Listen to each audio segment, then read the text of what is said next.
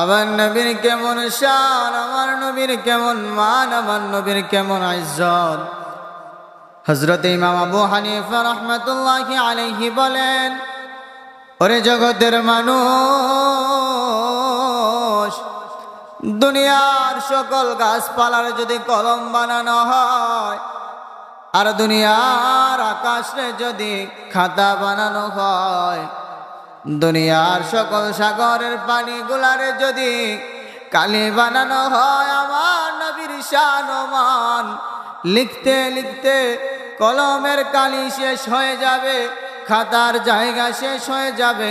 আমার নবীর শান ও মান ইজ্জত বর্ণনা করে শেষ করা যাবে না।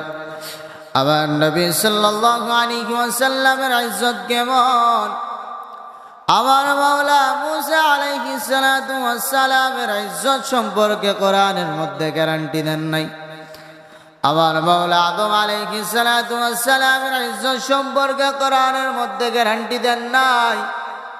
আমার মাওলা ইব্রাহিম আলাইহিস সালাতু ওয়াস সালাম সম্পর্কে কোরআনের মধ্যে গ্যারান্টি দেন নাই।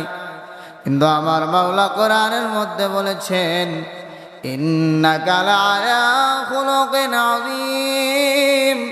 ইয়া রাসূলুল্লাহ, ইয়া হাবিবাল্লাহ, নবীজি নিঃসন্দেহে আপনি হলেন উত্তম চরিত্রের অধিকারী। আল্লাহু তাআলা আনহু কেমন শাসক ছিলেন, নিজের সন্তানের বেলা কেমন শাসন করেছেন।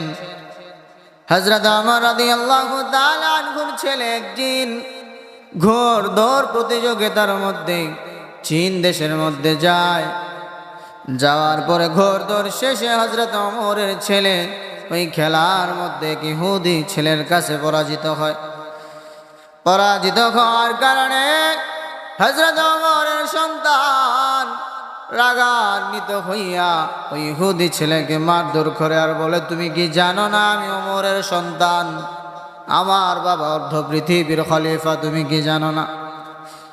এইভাবে বলার পরে সেই ইহুদি কাফের ছেলেকে বারবার আঘাত করার পরে যখন হযরত ওমরের সন্তান ওমরের রাজ্যের মধ্যে চলে আসেন, অন্য দিক দিয়ে ওমরের কাছে বিচার চলে আসে, তোমার ছেলে ঘোর দৌড়ের মধ্যে পরাজিত হওয়ার কারণে অন্যায়ভাবে ইহুদি ছেলেকে মারধর করে। সেই দেশের গভর্নর যখন হযরত ওমরের কাছে এমন ভাবে বিচার দেয়, হযরত ওমর ওনার সন্তান আব্দুল্লাহরে ডাক দিয়া বলে, আব্দুল্লাহ, তুমি কি এমন করেছো? তুমি কি যা বলছেন তা কি সত্যি? আব্দুল্লাহ বলে, হ্যাঁ, আমি ঘোর দৌড়ের মধ্যে পরাজিত হওয়ার কারণে আমার কিছুটা রাগান্বিত হইয়া যাওয়ার কারণে আমি ওই ইহুদি কাফেরকে কিছু চাবুকের আঘাত করি। হযরত ওমর রাদিয়াল্লাহু তাআলা ওই গভর্নরে ডাক দিয়া বলে, গভর্নর, আমার আব্দুল্লাহ অন্যায় করেছে, অন্যায়ভাবে আরেকটা ইহুদি কাফের ছেলেকে মারধর করেছে, অবশ্যই আমি তার বিচার করব। ওই ছেলেকে নিয়ে আসো। ওই ছেলেকে নিয়ে আসা হলো। আসার পরে হযরত ওমর রাদিয়াল্লাহু তাআলা আনহু ডাক দিয়া বলে, ওই কাফের সন্তান, আমার চাবুকটা নিয়ে যাও। আমার চাবুক নিয়ে আমার আব্দুল্লাহরে যতক্ষণ তোমারে আমার আব্দুল্লাহ চাবুকের আঘাত করেছে ততক্ষণ পর্যন্ত তুমি আঘাত করো। আঘাতের পরেও যদি তোমার মন না ভরে, তোমার যদি মনে চায় আমি ওমরেও তুমি আঘাত করবা এমন সন্তান জন্ম দেওয়ার কারণে, তাহলে তুমি আমি ওমরেও আঘাত করো। কেমন ছিল হযরত ওমরের বিচার, কেমন ছিল হযরত ওমরের শাসন, যিনি ছিলেন অর্ধ পৃথিবীর খলিফা, যিনি ওনার রাজত্বকালে পুরো অর্ধেকটা পৃথিবী উনি নিজে একাই রাজত্ব করতেন। ওনার কেমন দয়া, ওনার কেমন মায়া।